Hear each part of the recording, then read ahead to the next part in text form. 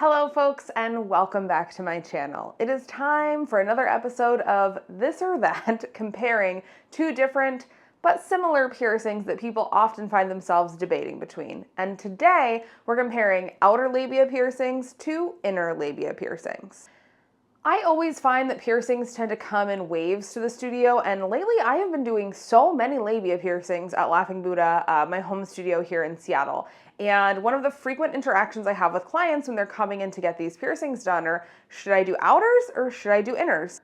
So let's talk about what's similar between them, what's different, and some information that might help you decide if you're debating between the two. So to start, as the names imply, an outer labia piercing is a piercing done through the outer labia or outer lips of a vulva, and an inner labia piercing is one done through those inward lips. Both of these are anatomy-dependent piercings. If you're thinking about getting inner labia done, you need to have prominent enough inners that you can support piercing them. If there's just not a lot of tissue there, there's nothing for us to pierce. When it comes to outers, you want protrusive but somewhat thin lips that have a delineated outside and inside area and sit a little bit off the body. Clients with very, very thick outer labias or very flat outer labias may have a difficult time healing these piercings.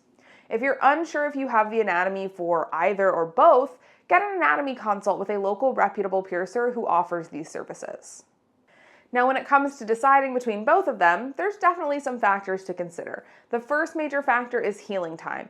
Inner labias tend to heal significantly faster than outer labia piercings do. The tissue is a lot thinner, it's a lot more vascular, and it just tends to have an easier time healing. It's also typically a bit more protected by the outers and less impacted by rubbing or friction from your thighs when you're walking, from sitting, from just sort of all sorts of daily activity and movement. So when it comes to healing times, inners tend to be a lot easier. I usually tell most of my clients anywhere from about 3 to 5 months for full healing on inners. Outers, on the other hand, are usually a 6 to 9 month healing period, and the tissue is a lot denser, so we're piercing through a lot more of you when we're doing outers. This contributes to longer healing time. I also find they can be a little bit more prone to irritation on and off during the healing process, and they definitely suffer a little bit more from movement and pressure from your thighs, pressure when you're sitting, and also getting caught and twisted up in clothing, especially tight-fitting jeans or thin bottom underwear. So outers can definitely be a lot trickier for some folks to heal. Now, one of those major factors in how they heal and how long they heal is the thickness of the tissue we're piercing. So inners are going to have that thinner, more vascular tissue, and outers are going to be a little bit thicker and denser. This does, however, bring another unique set of pros and cons, which is that outers are going to be a little bit more stable if it comes to very heavy play, certain devices, and certain gender affirmation purposes. So with outers, because that tissue is a lot more thicker, if what you're looking for is heavier play with these piercings, these are going to be a lot more durable for that. I have clients who wear weighted jewelry in their outers and find it to be very comfortable and very stimulating. A lot of clients who are interested in these piercings for the purpose of kink lifestyle play and chastity play, outers are going to be your perfect bet for that because they're going to be a lot more secure and a lot more stable for those types of activities. And of course, I've talked about it here on my channel before. In fact, I'll link the full-length video, but outers can be really gender affirming for a lot of trans and non-binary clients. Larger jewelry worn in outer labia piercings can kind of stimulate external genitalia, and the same things that can be drawbacks for a lot of clients, like getting caught in your clothing, being a little bit uncomfortable if you sit or walk a certain way, can be gender affirming for many clients as well. This jewelry kind of stimulates external genitalia and causes people to need to stand with a wider stance, do a little bit of a man spread when they sit. There's that need to adjust your jewelry in your pants now and again during the day. And all of those little things can be really gender affirming. So these are some of the most popular placements that I do for gender affirmation.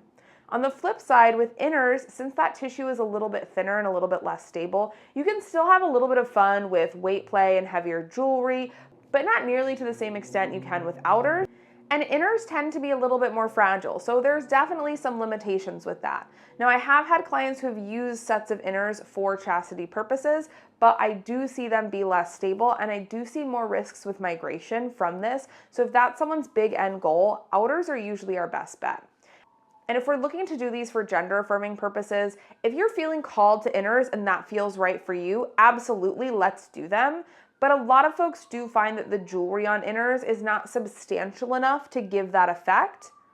And because of the tissue and how it sits, it's not really practical to wear the same larger diameter, larger gauge hoops in inner labia piercings that you would in outers, really reducing how much of that gender affirming external genitalia effect we can give with these piercings.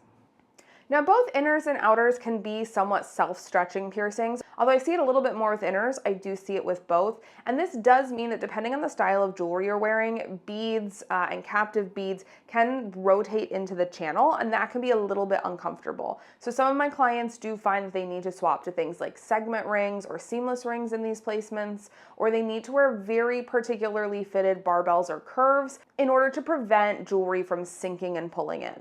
And depending on how physically active you are and the type of physical activity you do, both of these piercings can sometimes have quite a bit of an adjustment period when you're getting back to working out and being out and about.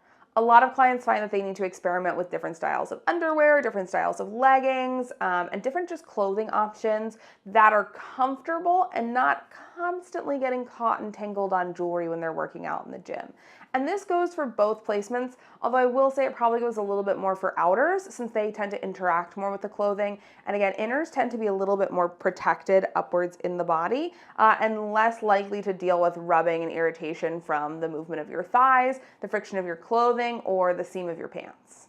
Now, all of that being said, both piercings are great piercings, and I do both piercings quite often. And a lot of clients end up with both sets of outers and inners if their anatomy is able to support both of them. But if you're interested in getting one or the other done, or you've been debating between the two, really think about how much healing you want to do, and if you're comfortable with a slightly longer healing process. Ask yourself what you want out of these piercings. What is their functionality for you? What do you think you're going to get out of them? Are you going to be doing things with them that necessitate heavier play, larger devices? Are you looking for specific simulations that could, or are you looking for specific sensations that could be gender affirming? You might find that outers are a little bit of a better fit for you. If you want something that's going to be a little bit easier and faster to heal, if you're not super picky about very heavy play, or you're only going to be engaging in heavy play moderately to infrequently, and you really don't want to deal with that long healing, maybe inners are going to be a better choice for you. And of course, your anatomy is going to play a really huge role in all of this, so make sure you're having it assessed by a knowledgeable, reputable piercer who can steer you in the right direction for what's possible for your anatomy and what will give you your desired results. So there you have it, my breakdown between inner labia piercings and outer labia piercings with some pros and cons for both to help you if you're debating between these two. And a quick shout out to BME, which has been restarted by Shannon Lorette's daughter, Nefarious. They've been re-releasing a bunch of old BME shirt designs, which makes me so excited. I've already got a couple vintage BME shirts in my collection, but I didn't have this one, and this one is so freaking hysterical. Definitely check out their new launch, and this is in no way sponsored. I'm just a huge modification nerd and so excited that BME is coming back in some format. All right, folks, thanks for hanging out and listening to me chat, and I can't wait to sit down and talk with you again soon. Bye.